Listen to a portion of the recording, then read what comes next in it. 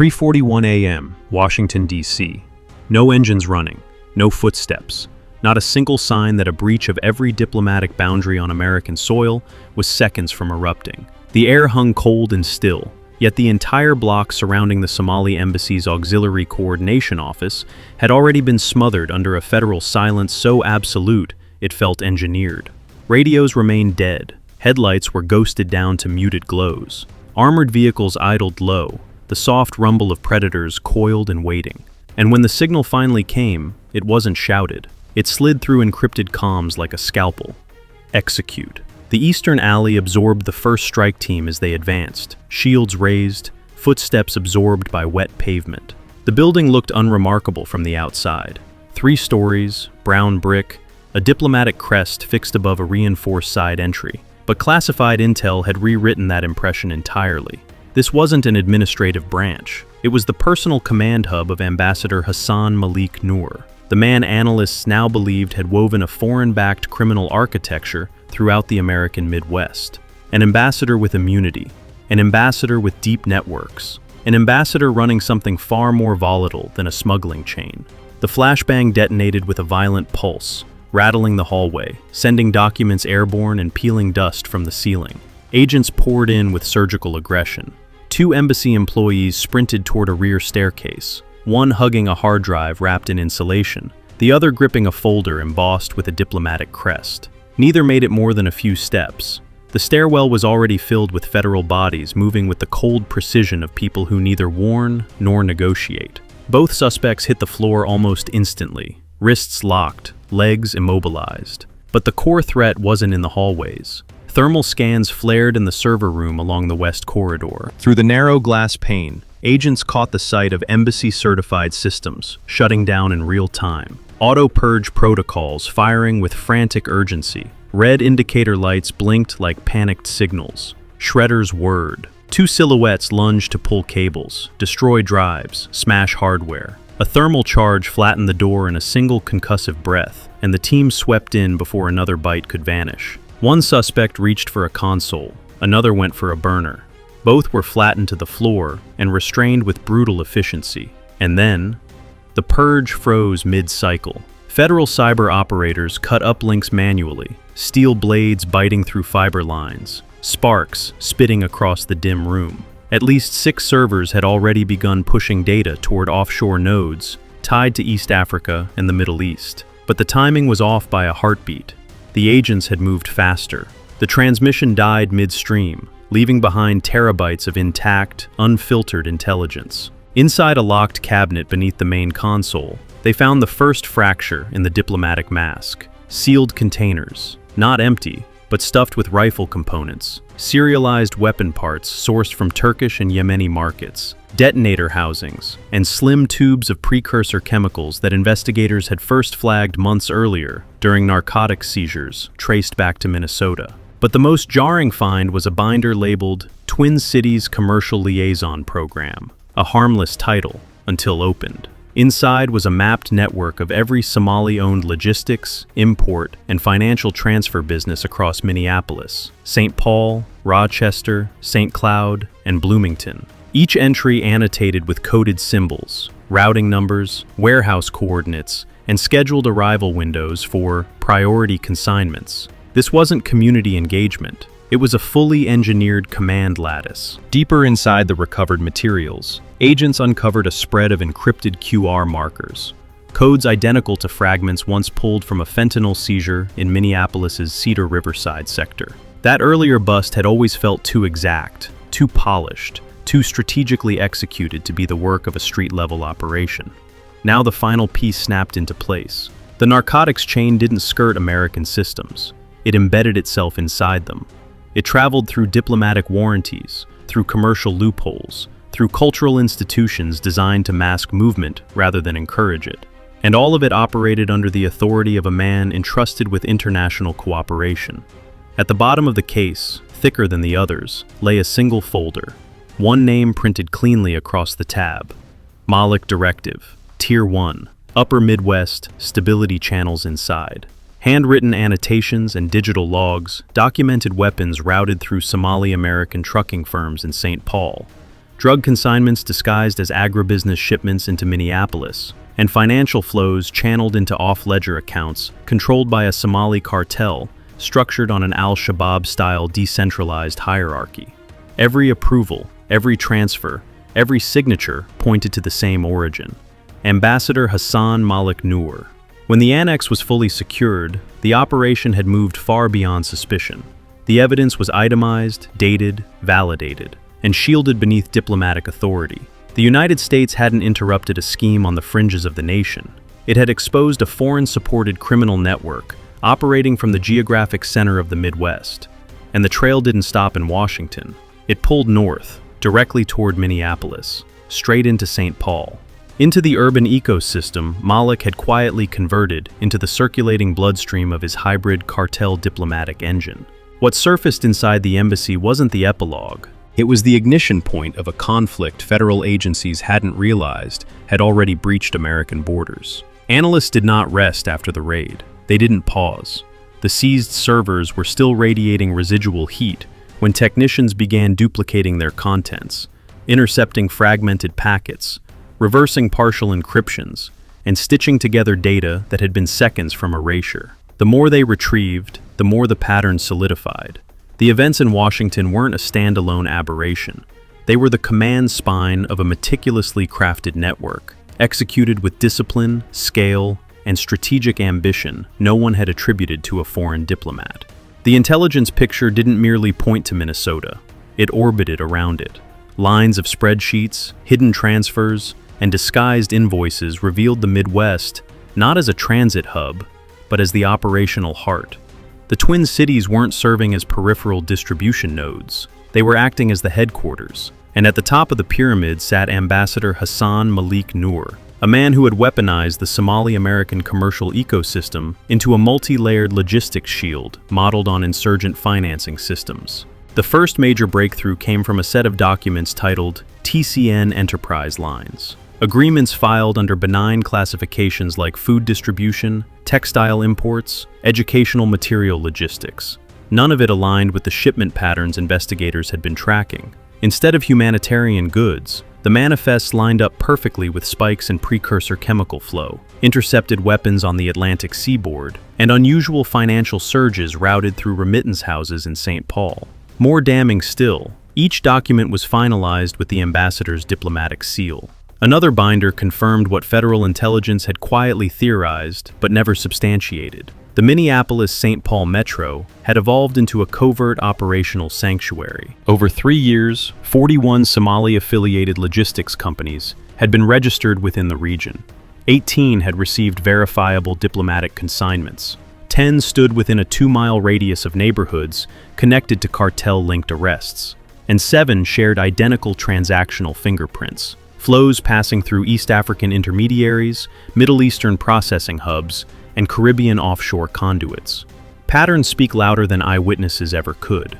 In Cedar Riverside, a so-called cultural nonprofit funneled nearly $2.6 million offshore in 6 months, a financial impossibility for an organization its size. In Frogtown, an import-export business that saw almost zero walk-in traffic, repeatedly signed for cargo identical in dimensions to chemical drums seized during earlier fentanyl operations. And in Bloomington, a supposed textile wholesaler leased a warehouse capable of holding 20 freight trailers, despite having no visible staff, no genuine suppliers, and no operational footprint. Every anomaly traced back to the same digital signature extracted from the embassy servers, Malik Directive. A second cache of partially corrupted communications revealed the network's internal lexicon. Weapons were coded as iron fruit. Narcotic shipments were seeds. Money channels were bridges. And Minneapolis appeared under a stark designation: Corridor A, the quiet spine. It was here, in the center of the Midwest, that Ambassador Malik had erected his most ambitious creation, a criminal ecosystem that fed itself, hid within immigrant entrepreneurship, and masqueraded as cultural advancement. Federal analysts reached a conclusion they could no longer avoid. The ambassador didn't infiltrate the Twin Cities. He built them to serve him. He weaponized cultural legitimacy, used business expansion as camouflage, wrapped himself in diplomatic immunity like body armor. His system stood on three engineered pillars: diaspora absorption, commercial saturation, and covert alignment with the Somali cartel, modeled on al-Shabaab's decentralized doctrine. Compartmentalized, redundant, and immune to normal enforcement disruption. Cross-referencing embassy data with state registries exposed even more.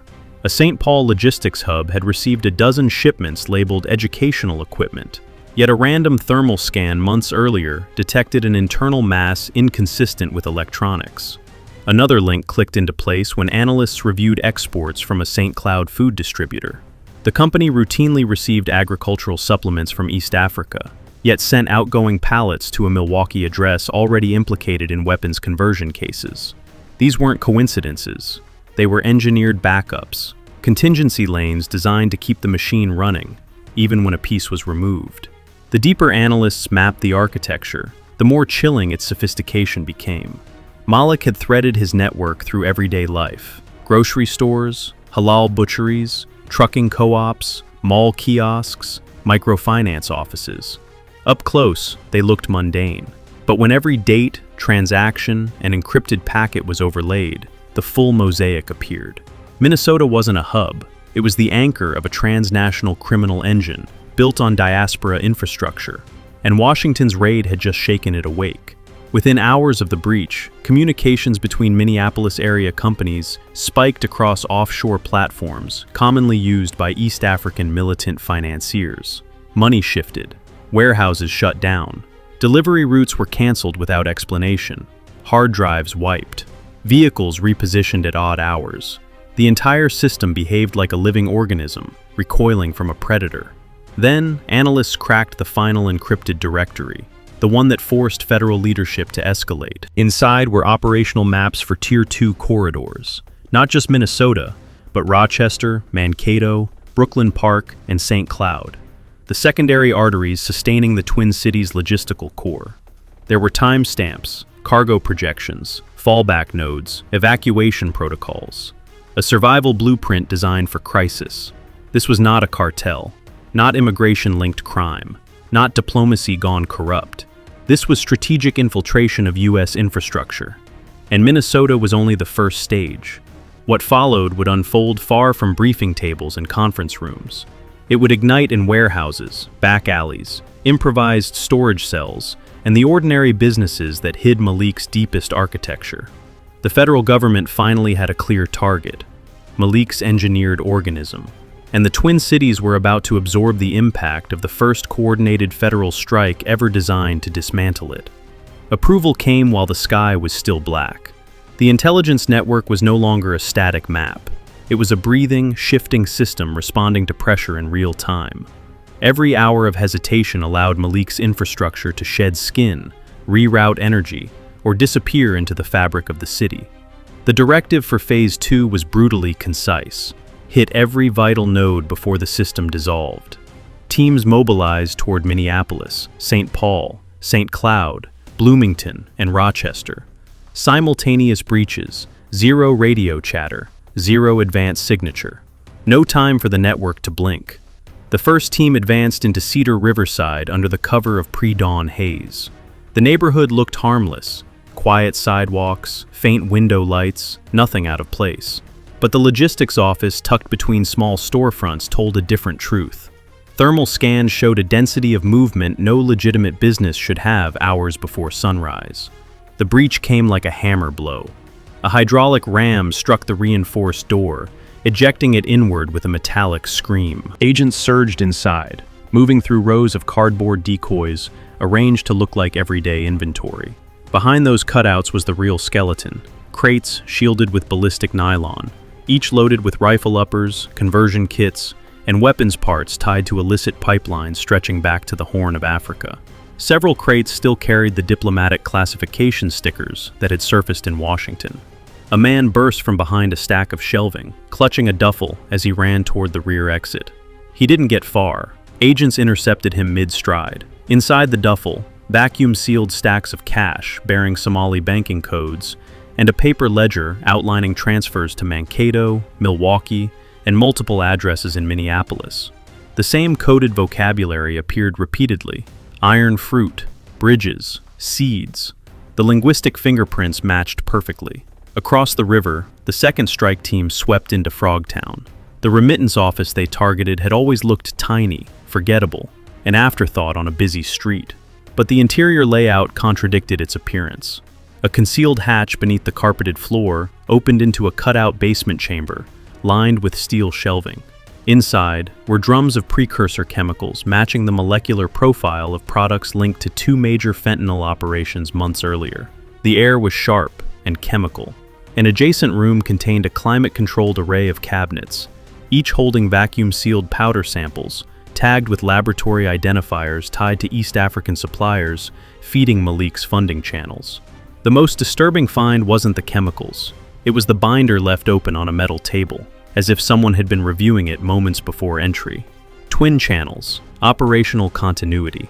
Inside were flow diagrams showing contingency routes through St. Cloud, Rochester, and the I-94 belt, designed specifically to keep the network functioning, even if Minneapolis and St. Paul were crippled. This was insurgent doctrine, transplanted into American urban grids. In Bloomington, the warehouse raid erupted into violence. The instant federal vehicles boxed in the perimeter. 2 armed guards opened fire from the loading dock, flashes ripping across the darkness. Agents pushed forward behind ballistic shields, returning disciplined bursts until both shooters were neutralized. Inside, forklifts had been arranged into a labyrinth, hiding modified shipping containers. One container held tightly wrapped heroin and fentanyl bricks, each stamped with a symbol previously tied to East African trafficking syndicates. Another contained full weapons kits, drenched in preservative oil, packed for distribution. But the most valuable discovery wasn't the contraband. It was the server rack, hidden inside a crate labeled industrial looms.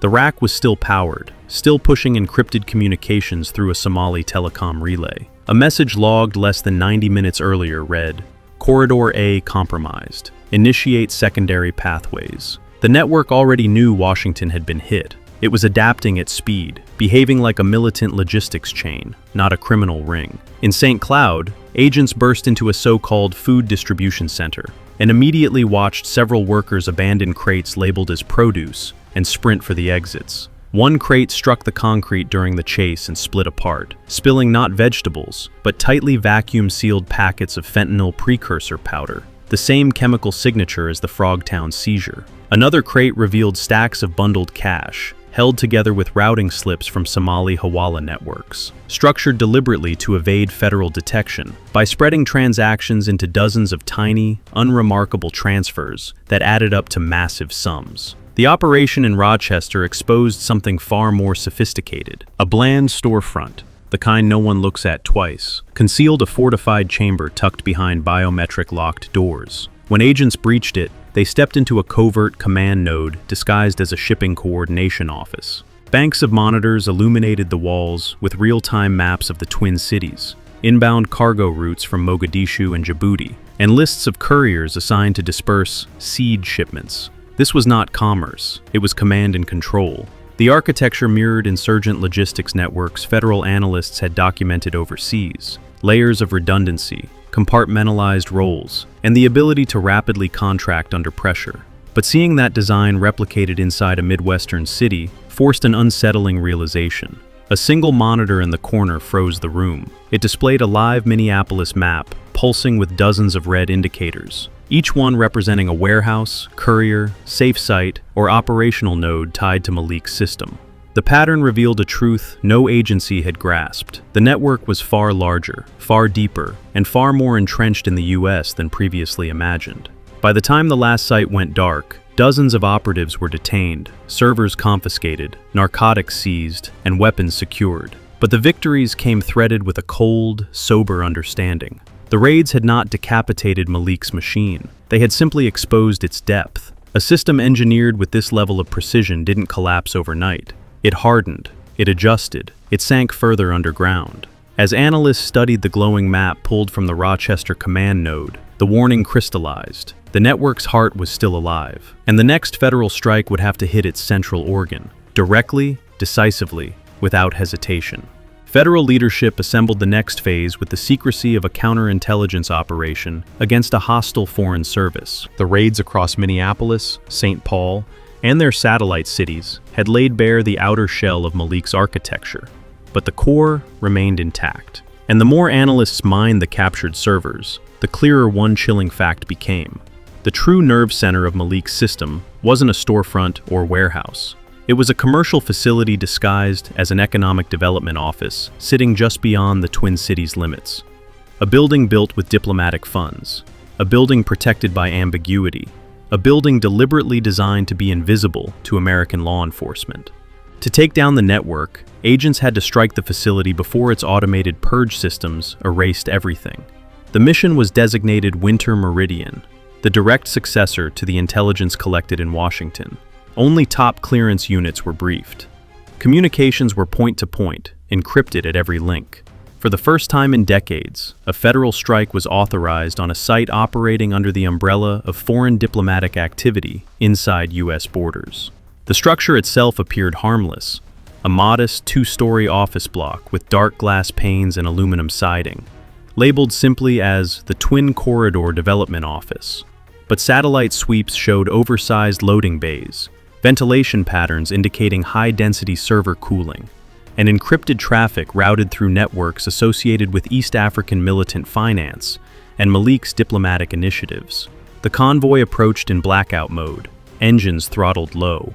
High-altitude drones scanned exits, heat signatures, and movement inside the structure. Analysts watching the feed saw servers shutting down, one after another. Someone inside understood what was coming. Someone was trying to erase the building's digital existence before it physically disappeared. At the breach command, FBI HRT hit the rear service door, while HSI tactical teams severed power from the outside junction. The building went dark for 2 full seconds, long enough to break every internal sensor sync, before emergency lighting flickered on. That momentary blackout was the opening the strike teams needed. A flash charge breached the service door, folding it inward with a shockwave that rattled the hallway fixtures. Agents swept in, clearing each corridor with practiced speed. Footsteps thundered overhead. Someone was running. 2 figures darted into a side passage, one clutching a laptop still connected to a battery pack, the other gripping a thick stack of documents held together with a belt.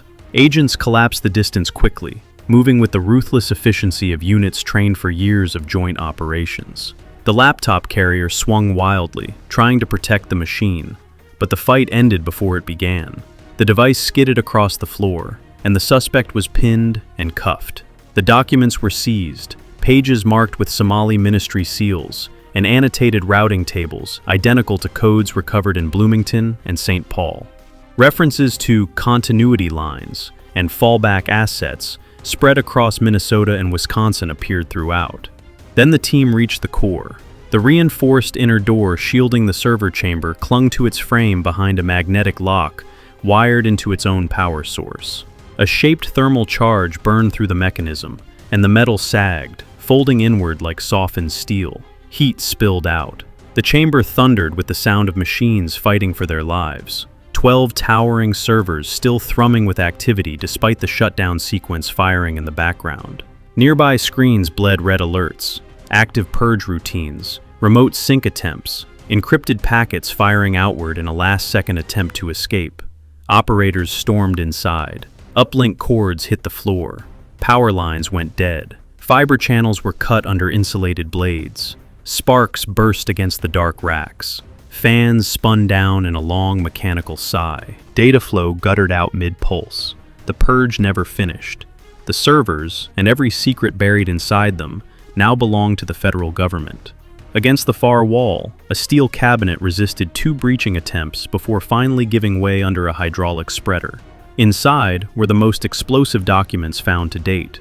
Folders bearing Somali governmental seals, procurement lists disguising chemical purchases as agricultural supplements, transport logs matching the exact timing of precursor shipments across Minnesota, routing maps linking the Twin Cities to Milwaukee, Des Moines, and Toronto, and then the crown piece, a file titled Upper Midwest Stability Integration Plan, the detailed operational doctrine analysts had suspected but never confirmed. The final page carried a chilling directive: ensure continuous flow, grant priority access to aligned commercial assets, maintain spillover suppression through community enterprise channels. Beneath it stood the signature anchoring the entire investigation, Ambassador Hassan Malik Noor. More surfaced as agents combed the deeper sections of the facility. A communications suite tuned to encrypted overseas frequencies used by militant logistics coordinators. A financial office stocked with ledgers showing carefully structured deposits into Minnesota microfinance collectives. A supply closet hiding 3 diplomatic containers padded with protective foam. Inside them, rifle lowers, conversion components, and narcotic samples identical to those seized in Bloomington and St. Paul. But the most unsettling find came from a narrow room hidden behind the server array. A table covered in large format maps of Minneapolis and St. Paul. Dozens of red pins traced courier lines, emergency depots, surrogate companies, and fallback properties intended to take over if any part of the network collapsed. The ink on some markings was barely dry. Updates had been made within the last 48 hours. The network wasn't dying, it was mutating. When the site was finally secured, 7 personnel were in custody, all tied directly to Malik's diplomatic operations. 4 carried credentials issued by embassy authority. Federal agencies had just crossed a threshold never breached in modern U.S. history. A successful strike on a foreign-controlled clandestine facility operating inside America's borders. But the real consequences were only beginning. The network had not fallen, it had merely been illuminated, and the next confrontation wouldn't unfold in the abstraction of intelligence memos. It would ignite across the lattice of front companies Malik built to shield his empire. The same entities that were now blinking across federal dashboards as the network scrambled to survive. Operation Winter Meridian sent shockwaves across the Midwest long before evidence logs were complete. While servers still cooled on stainless steel tables, analysts began peeling through the data. What they found eclipsed every prior expectation. The Twin Cities weren't the peak of Malik's architecture, they were just the foundation. The network expanded like a vascular system across the country, touching cities that had never appeared on law enforcement radar for Somali-linked criminal infiltration. Each connection tied back to Minnesota through shipping records, encrypted transfers, or synchronized courier activity. The first indicator was a directory labeled Tier 2 Corridors, Strategic Expansion. 4 new hubs lit up immediately: Seattle, Dallas, Columbus, Denver. Each city played a different role. Seattle received containers mislabeled as industrial machinery. Dallas facilitated chemical procurement disguised as agricultural supply chains. Columbus functioned as a secondary financial redistribution node. Denver acted as a fallback warehouse network under the guise of East African community development. Every location followed the same pattern: diaspora cover, commercial legitimacy, diplomatic buffering. Then came the fracture point. Several shell companies tied to Malik's system had quietly secured investment capital from state-linked financial institutions routed through Doha, Nairobi, and Dubai. Funds arrived in discrete increments, hidden behind cultural grants and humanitarian projects. When analysts reconstructed the financial trail, a disturbing picture emerged. This was no rogue diplomat running a side operation. This was a hybrid apparatus, part insurgent financing model, part state-enabled logistics chain, part criminal enterprise. By the time darkness swept across Washington, senior officials in the White House Situation Room were still absorbing the scale of what had been uncovered. The analyst's briefing left no ambiguity. Minneapolis and St. Paul had not simply tolerated Malik's operation. They had been engineered into its central nervous system. The network exploited the very elements that defined American strength: open immigration, entrepreneurial freedom, loosely regulated commerce, and twisted them into vectors of infiltration. Diplomacy obscured the movement of goods. Cultural engagement disguised expansion. Business legitimacy sanitized financial flows. Layer upon layer of insulation protected the machine beneath. Hours after the briefing concluded, the president authorized an expanded set of countermeasures. Federal rapid response teams were deployed to the 4 newly identified cities. The first encounter erupted outside Dallas, where DHS agents moved on a warehouse tied to one of Malik's corporate shells. 2 individuals attempted to torch a storage bay to destroy evidence. The flames lit up rows of chemical drums, some sweating under rising heat. Agents stormed the building through a side entrance, pulling the suspects clear of the blaze just before it could trigger an explosive chain reaction. In a nearby office, investigators found a computer still logged into an encrypted banking interface, routing funds to militant-aligned channels overseas. In Columbus, the federal operation unfolded like a scalpel. A remittance center, apparently trivial from the outside, doubled as a financial regulator for Moloch's network. After breaching a false wall, agents uncovered racks of encoded ledgers, barcode scanners linked to offshore banking APIs, and prepaid debit cards used to push funds to couriers without leaving a conventional audit trail. One ledger alone documented dozens of incoming deposits from St. Paul microfinance programs. Each was kept under mandatory reporting limits. Together, they totaled millions. This wasn't money laundering. This was engineered liquidity. Denver added another vector to the architecture. A community development office hid weapons components destined for fallback storage sites outside the Twin Cities. Rifle parts were tucked into crates labeled for youth educational outreach, the same signature shipments that Bloomington agents had intercepted. Tracking numbers matched the algorithm extracted from Moloch's servers. But the most aggressive confrontation flared in Seattle. As agents approached a shipping dock tied to Moloch's import chain, two couriers attempted to escape, one by ramming a van into a barrier, the other by opening fire from behind stacked freight. The firefight ended quickly, suspects immobilized. What investigators found inside the containers, however, stunned even veteran officers. Medical equipment hiding blocks of high-grade heroin, drums containing the same precursor chemicals seized in Minnesota, fresh crates authorized under diplomatic transit less than a week earlier. The truth was now undeniable. The system Moloch constructed was not regional, not accidental, not opportunistic. It was architected, a hybridized criminal diplomatic organism designed to pierce American infrastructure while appearing as community growth, cultural outreach, and international cooperation. It could compress, expand, reroute, survive. Its resilience mirrored the insurgent models long documented in East Africa, now strengthened with the shielding effects of diplomacy. As national media erupted, public outrage surged. Senior citizens, disproportionately harmed by fentanyl deaths, demanded immediate government action. Commentators flooded the airwaves with questions. How had a foreign envoy bent community institutions into cover assets? How had diplomatic protections shielded criminal logistics? How long had Minnesota been exploited as an entry point? Protests formed outside foreign consulates. Congressional committees initiated emergency hearings. What had begun as an intelligence operation was now a national reckoning. Inside federal intelligence centers, however, there was no celebration. Analysts watched patterns emerging across newly uncovered nodes. The dismantled facilities were only surface-level manifestations of something deeper. Moloch's system had been built to absorb damage. Redundancy existed in every corridor. Auxiliary cells could be activated in new cities. Funding conduits were diffuse, compartmentalized, and resilient. And the Cartel partnership, modeled on East African hybrid logistics, provided near-limitless regeneration potential. Reality set in. Operation Winter Meridian had not defeated a threat. It had revealed the dimensions of one. A threat showing that America's most dangerous incursions no longer depended on remote border crossings or clandestine terrain. They arrived through sanctioned doors, embedded themselves in immigrant corridors, anchored themselves to the very institutions meant to nurture opportunity and integration. Ambassador Hassan Malik Noor's network had been struck harder than ever, but the architecture he constructed, diplomacy fused with diaspora infrastructure, insurgent methodology blended with cartel logistics, still had the capacity to reassemble, redirect, and return. And that understanding marked the true alarm.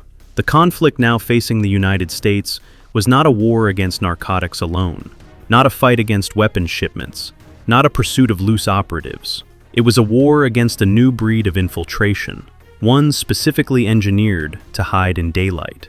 Minnesota was simply the first place where the curtain had been pulled back.